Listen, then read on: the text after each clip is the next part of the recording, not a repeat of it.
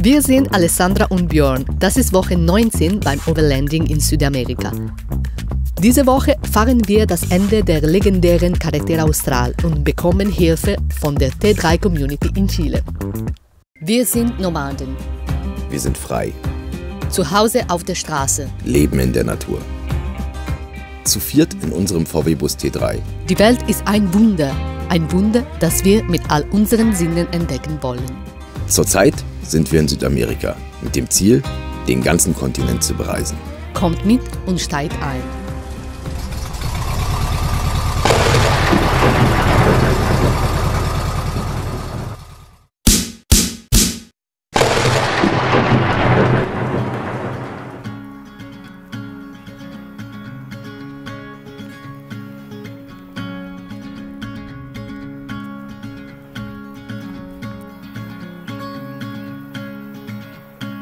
Ach, das ist schön. Schöne warme Morgen, ne? Oh, das ist so schön, das ist so toll. Echt, ich liebe das. Oh, guck mal die Farbe. Wow. Wow, die Farbe ist der Knaller.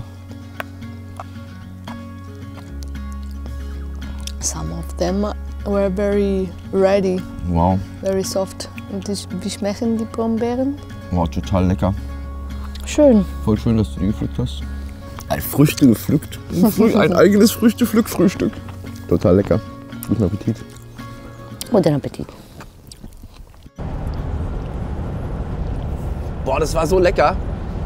Also selbst gepflückte Brombeeren, der ganze Strauch war voll. Das ist, also, und wie süß die sind und wie saftig. Also echt super lecker. Ja, wir nähern uns dem Ende der Carretera Austral. 85 Kilometer, dann kommt die letzte Fähre. Und dann fahren wir nach Port Montt, unserem Ziel. Ja, dort erwarten wir ja 2 Pakete. Zum einen die Ersatzteile für Hermann und zum anderen, was ganz, ganz geil ist, dazu aber später mehr, nicht sofort. Ja, das werdet ihr dann sehen. Ja, da freuen wir uns sehr drauf. Das ist eine Geschichte, die uns unglaublich unabhängig macht und uns für unsere weitere Reise eine unglaubliche Unterstützung ist. So, jetzt hoffen wir natürlich, dass wir gleich auf das Schiff raufkommen. Wir haben jetzt nichts gebucht, aber da muss man wohl auch nicht, weil das Schiff 4-mal am Tag fährt. Und ja, nicht wie gestern, war ja eine echte Punktlandung. Nee, und dann sind wir in Port Montt und dann ist die Carretera Austral gemacht. Wir haben es geschafft.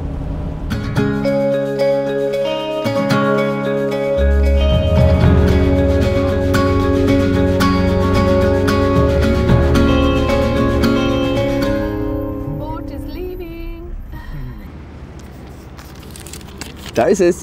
Ticket war einfach, 14 €. Das ist jetzt auch noch ein kleines Stück. Ja, und dann echt wie krass, dann haben wir echt die Carretera Austral geschafft. Wir haben die 3 in Argentinien sind wir gefahren, die 40 sind wir hochgefahren und jetzt sind wir die Carretera Austral runter und wieder hochgefahren. Ja, echt hammergeil.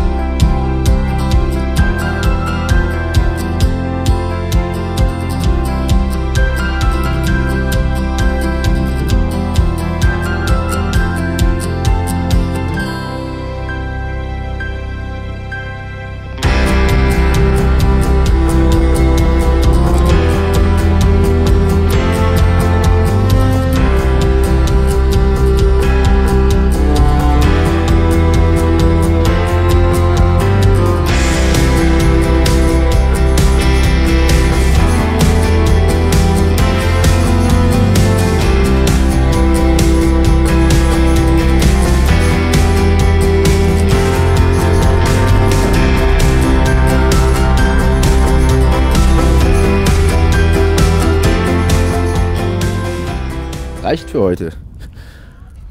Wir sind angekommen.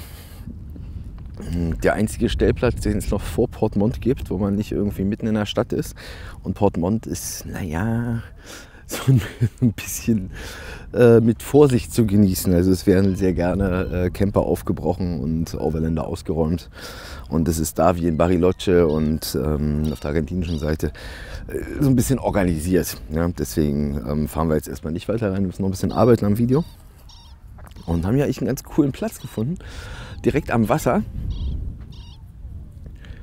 Und das ist wirklich direkt am Wasser. Das hört sich jetzt komisch an, aber dieses Gras hier vor mir, das ist kein Gras. Ja, also die Flut ist wieder weggegangen jetzt gerade eben. Und das Wasser kommt echt bis hier vorne ran. Also dieses Gras hier wird überspült und wenn ein Hochwasser ist. Und sobald dann Niedrigwasser kommt, geht es halt wieder weg. Ja, und wir stehen direkt da oben, schön in der Sonne. Solarpanel läuft, lässt sich schön arbeiten. Und ist ein cooler Ort. Morgen fahren wir dann rein nach Portmont und versuchen, ja, das Ersatzteil zu kriegen. Und übermorgen kommt dann unser anderes Paket.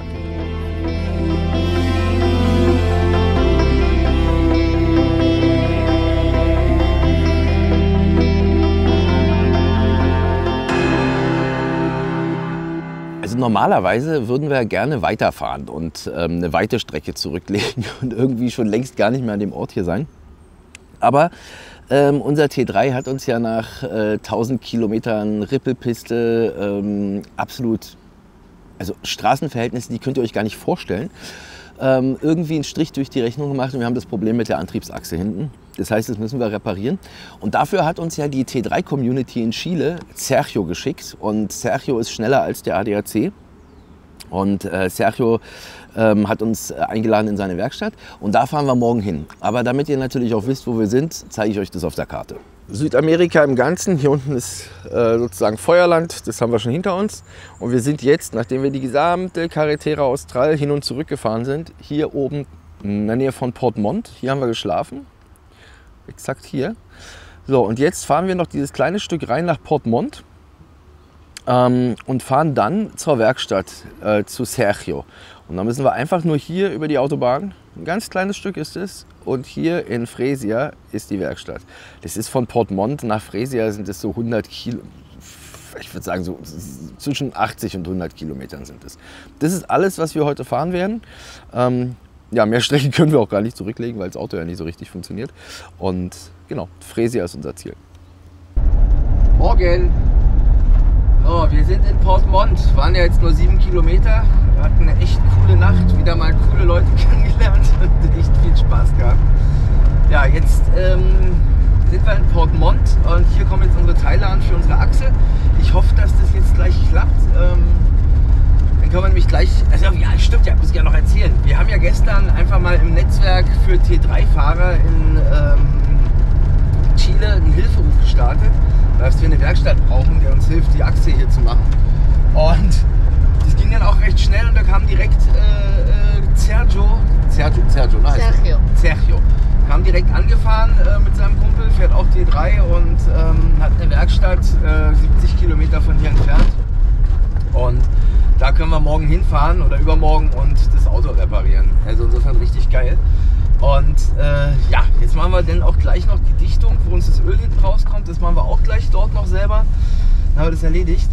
Das heißt, jetzt hier Ersatzteile. Ich glaube, wir werden mal eine Dusche abgreifen. Da hätten wir auch noch Bock drauf.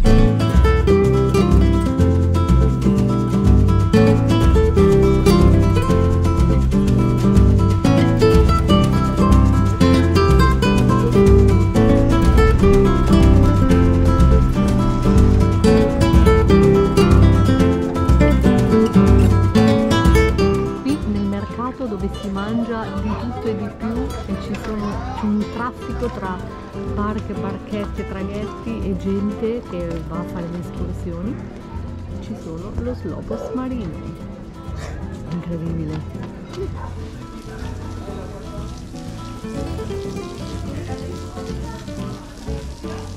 Este es el chorito, esta es la almeja pequeña. Y la grande. Y esta es la cholga. Tengo miedo que viene. Esta es la cholga y esta es la almeja grande. Pero hay unas que son más grandes. ¿Cuánto salen estos? 2 lucas. Barato. Mann, ist das krass. Wir sind auf dem Fischmarkt von Portmont und hier sind die Seelöwen, also die Seelöwen sind es, die, naja, die klettern hier einfach rum, die sind hier einfach, wie soll ich das beschreiben? Also die latschen hier einfach durch die Gegend, also die sind hier einfach so wie ganz normale Hunde oder Katzen oder wie möchtet, ich weiß nicht, wie ihr das nennen mögt, aber die sind hier einfach, ja, ich zeig's euch. Das kann man kaum fassen. Was macht ihr denn hier, Jungs? Ihr seid ja die krassesten. Ne, ihr seid ja die heftigsten. Ja. Habe ich ja noch nie gesehen. Und der Fette da hinten bei den Mülleimern. Die klettern da echt drauf. Ein bisschen aufpassen, weil die sind relativ schnell. Also schnell. Sieht jetzt nicht schnell aus, aber hammerhart. Habt ihr sowas schon mal gesehen? Ich nicht.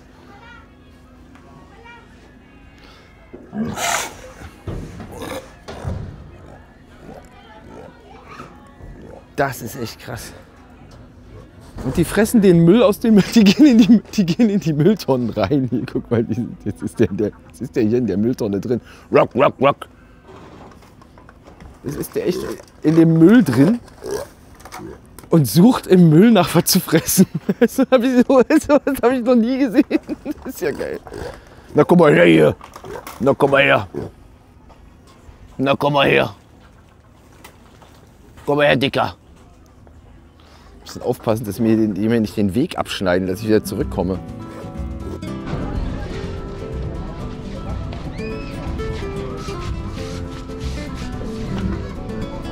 Ja, und dann gehen sie halt wieder ins Wasser, wenn sie genug haben.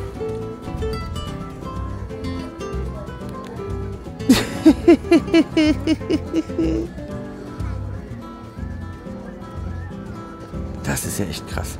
Und die stinken. Schier unglaublich.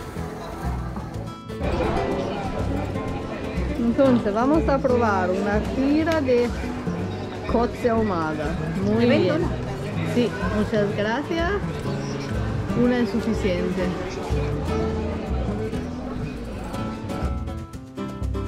Eine weitere Spezialität sind diese Seeigel. Ich kenne sie aus Italien. Sie schmecken sehr intensiv nach Meer. Der Fischmarkt hier ist total cool. Also ist ja eh alles anders als bei uns. Also hier liegt der Fisch rum, der Hund nimmt sich seinen Teil weg. Nimmst ein Stück Schwanzflosse. Ist ja geil. Ja, aber total beeindruckend und so leckere Produkte, total viel Lachs. Die produzieren ja total viel Lachs und guckt euch das an. Das ist so krass, das ist ja noch geiler als in Palermo.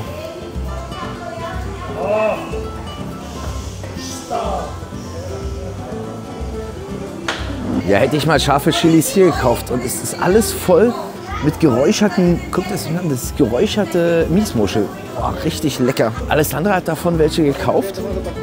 Die werden jetzt gleich mal probieren. Und auch die Miesmuscheln hier generell, die sind 4-mal so groß als wie bei uns. Also bei uns gibt es ja keine großen Miesmuscheln mehr. Und das ist so lecker. Echt unglaublicher, unglaublicher Ort. Ein cooler Tipp, den wir bekommen haben, hierher zu fahren. Ja, man muss auch echt aufpassen, wo man hinlatscht, weil die sind ja nicht, also die sind schon so ein bisschen aggressiv. Wenn ich jetzt da lang latschen möchte. Na, Dicker?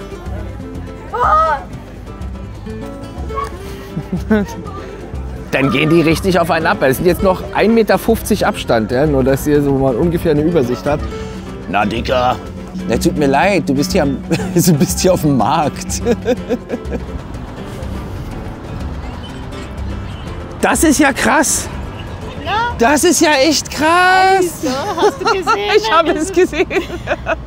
Für deine Mama kann ich schicke. No, my sister. Also ich schicke deiner Schwester das Video. Das ist echt so krass. What a village. Hast du probiert die Muscheln? Hast du die Muscheln? Noch Ja, okay, wir probieren die jetzt gleich. Ja. Oh. Achsgelenke. Und zwar innerhalb von 4 Tagen. Stellt euch das mal vor, wir sind in Chile. Wir haben ein 36 Jahre altes Auto. Das ist für ein T3. Und zwar sind es die Achsgelenke von der Antriebswelle. 2 Stück gleich mit allem drum und dran.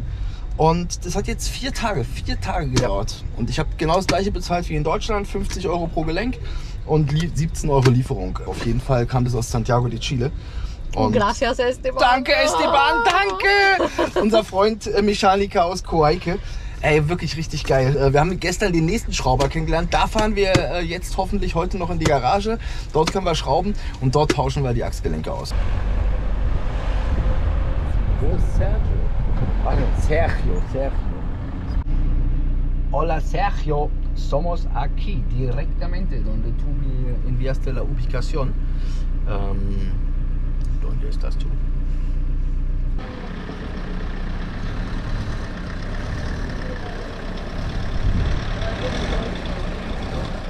Wow,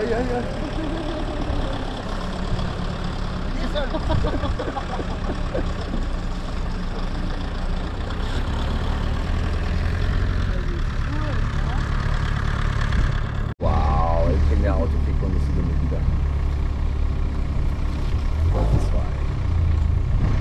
Der ist richtig geil, Alter. Sergio, Sí, ¿tú eres fan de Volkswagen? sí. Mucho.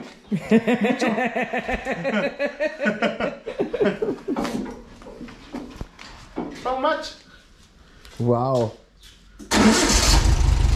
Wow. Guckt euch das an, Leute. Was der Knaller und so ruhig. Ich fand Silencio. Silencioso. Oh, ich como Eule bien a benzina.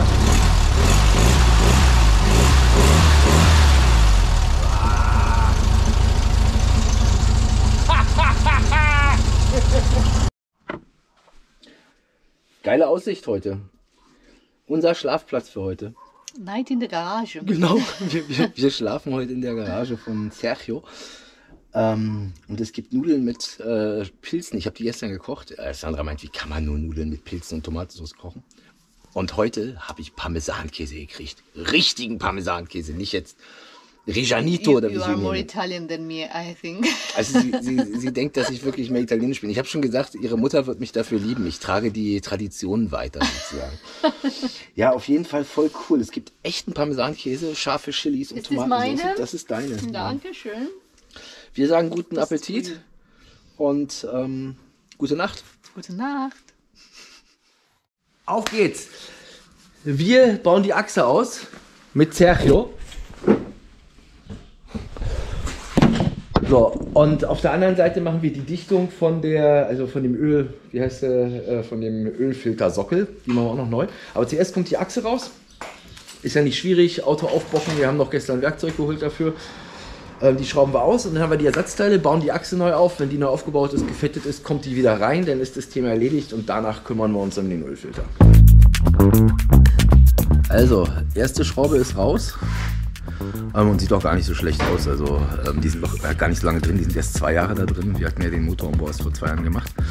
Und wenn die sich jetzt alle so gut lösen, dann haben wir das Ding schnell erledigt.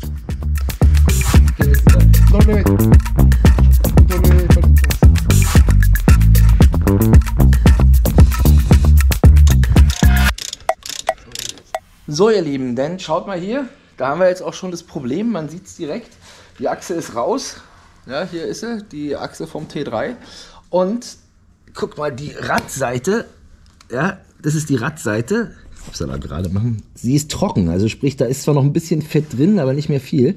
Und wenn das trocken ist, dann läuft es heiß und dementsprechend geht das Gelenk kaputt. Auf der anderen Seite sieht es komplett anders aus. Da ist es richtig fettig und so muss es aussehen. Wenn das so aussieht, alles okay.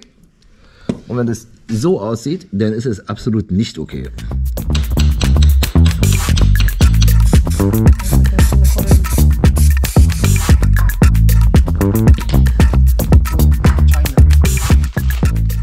Se ve harto mejorcita que esa. ¿Es mejor? ¿Pesa más? También. Se ve mejor, sí.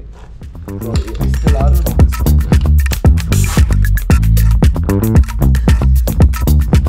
Eso, que no se me... Que no escapa.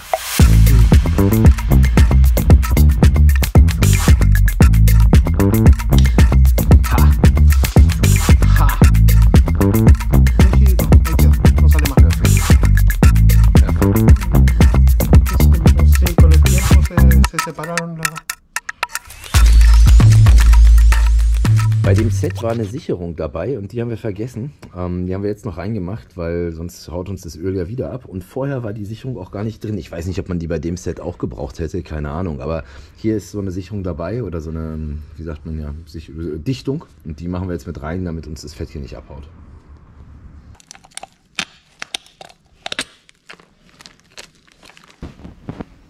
Hammer! So, wir haben es geregelt. Da liegt sie, die Achse.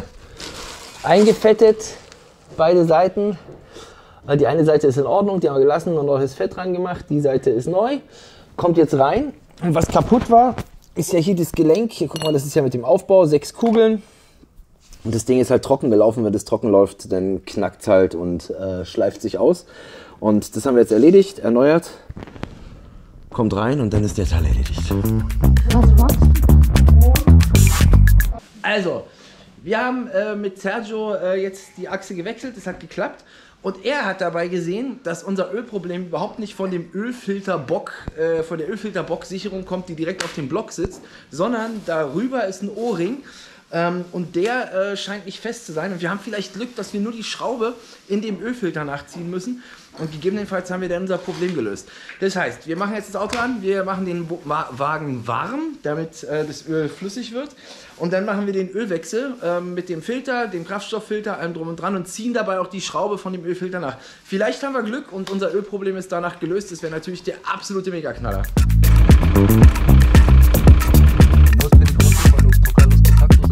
No, no, si eso no tiene corriente. Esto tiene una arandela de cobre por lado y lado. Por ambas caras.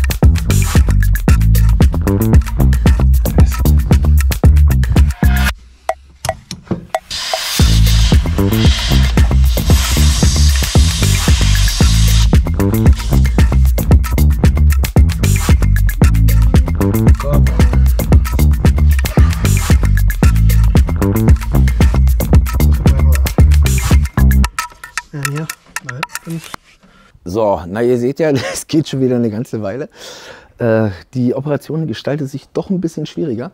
Mal das Licht aus hier. Oder ab.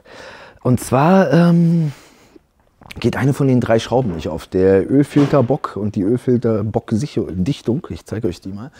Das ist eine ganz feine kleine Geschichte. Und zwar ist diese Dichtung eine Metalldichtung, das ist das Ding hier. Und diese Metalldichtung, die muss sofort sitzen. Also wenn man die eingeschraubt hat, muss die sitzen. Wenn die nicht sitzt oder da Dreck drunter ist, dann funktioniert das gleich wieder nicht und das Öl kommt raus. So, und das ist wohl unser Grund, warum wir den Ölverlust haben. So, und hier ist eine von den 3 Schrauben, also die Schraube hier an der Ecke, die hier, genau. Die kriegen wir derzeit nicht raus. So, wir wollen aber auch keine große Kraft aufwenden, weil das wäre ein Fiasko. Das heißt, er ist jetzt losgefahren, Sergio, und holt nochmal einen besseren 6er Schlüssel als seiner, also der einfach länger ist, dass wir da ganz gerade reinkommen. Und dann versuchen wir es noch ein bisschen mehr Kraft. Das Ding muss aufgehen. Wenn das Ding aufgeht, dann schaffen wir die Dichtung zu wechseln. Geht das Ding nicht auf, sind wir gearscht. So, hoffen wir mal. Drückt uns die Daumen hier. Che brutto stronzo. Vamos a pegarla con un... Sí, yo creo que hay que pegarle.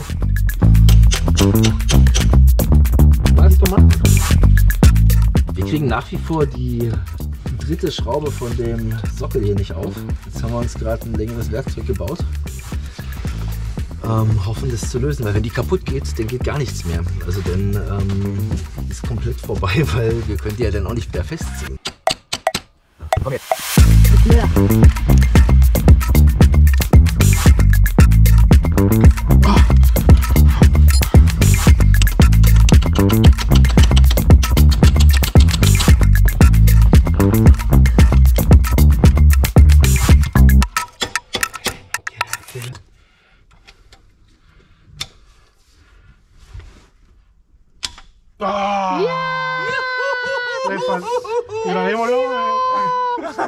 Otra vez, otra vez, ist das Verband? Ach ja, ist ja schön. Endlich, jetzt geht's los. Ahí está. No tiene cuidado. ¿No está? ¿No está? Bueno, bien.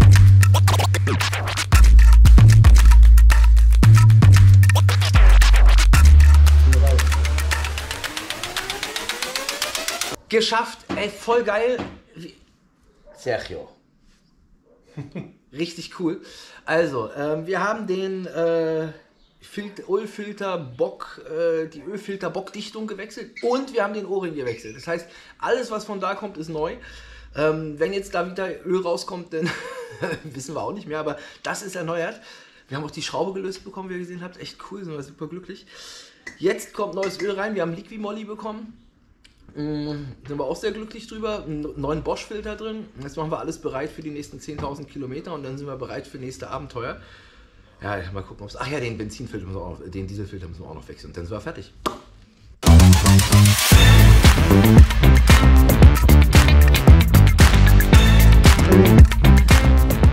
Ich kann nicht mehr und wir sind auch fertig. Wir haben heute alles gemacht. Wir haben das Ölproblem gelöst. Wir haben die Achse erneuert. Wir haben den Auspuff geschweißt. Das klappert uns ja schon eine ganze Weile. Dann ist da die Schweißnaht gebrochen ist auf dem Ripio. So, alles gemacht. Ich bin total fertig. Sergio ist der absolute Mega-Knaller. Also wirklich, ich bin so dankbar, kann ich gar nicht vorstellen. Wir sind fertig. Wir machen auch heute keine Probefahrt mehr. Das machen wir morgen, aber das müsste alles klappen. Oder fertig, also alles geklappt haben.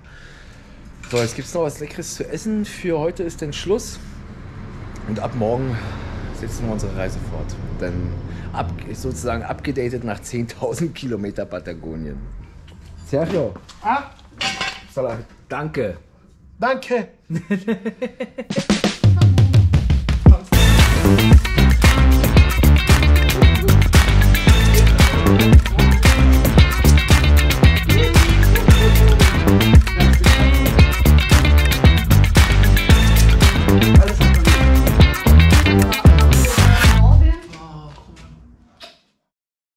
Sergio hilft uns nicht nur mit dem Auto, sondern der hat ja auch einen Garten und da drin wachsen die Paradiesfrüchte.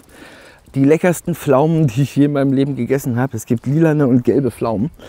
Und da die jetzt alle reif sind und es so viel ist und die gar nicht wegkriegen, holen wir uns jetzt davon nochmal einen ganzen Sack. Weil also da kann ich echt den ganzen Tag nichts anderes essen. Die sind so lecker, echt. Absolut cool. Paradies hier, wirklich. Es gibt auch total viele leckere Äpfel. Der ganze Baum ist voll.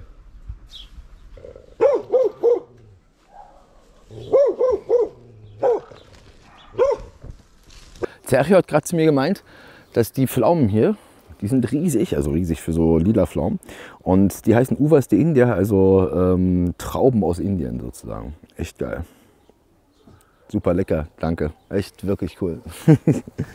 So, usciamo in strada per la prova definitiva. Vediamo se i vari problemi sono stati sistemati.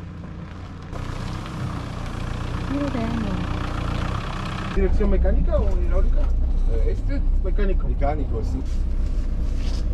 Sí, yo le pondría el volante grande. La grande? Sí. Wir sind wieder on the road, ey, Hammer. Sergio, das war der beste Pitstop, den wir je gemacht haben. Also wir hatten ja echt so viele Probleme. Und alles ist gelöst, alles ist gemacht. Super Schrauber, gleichzeitig noch in der Garage pennen und die besten Früchte der Welt. Was willst du mehr? Jetzt geht's weiter. Wir fahren jetzt, nachdem wir mehrere Tage geschraubt haben und wir bei ihm jetzt nicht duschen konnten. Wir haben nicht gefragt, also wollten den jetzt nicht so sehr ja, da noch mehr Gefallen bitten. Auf jeden Fall werden wir jetzt uns einen Campingplatz suchen in Llanquihue. Ich glaube, ich sage das schon wieder falsch. Und das ist eine deutsche Auswandererkolonie. Da gehen wir auf den Campingplatz Playa Verna.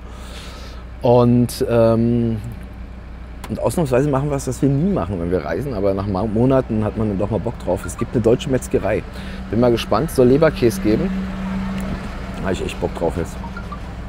Das ist unser nächster Step. 40 Kilometer fahren. Und dann erstmal 2 Tage ausspannen. Ob Björn seinen Leberkäse bekommt und was das andere mysteriöse Paket ist, das seht ihr in der nächsten Woche. Schön, dass ihr dabei wart. Bis zum nächsten Mal.